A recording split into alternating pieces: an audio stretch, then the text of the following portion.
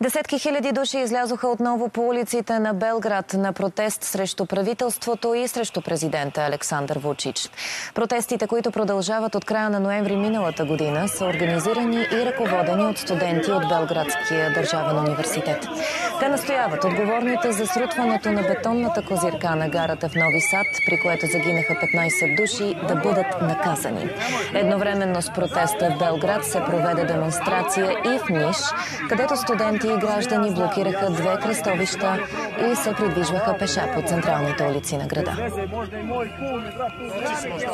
Свидетели сме на това, което се случи не само в Нови Сад, но и през последните 12 години. Тези хора диктуват как да живеем и разпродадоха всичко, което имаме. Стигна се до там, че сега има и човешки жертви, така че подкрепям всеки вид протест и цялата тази инициатива на тези прекрасни млади хора, които са наистина фантастични.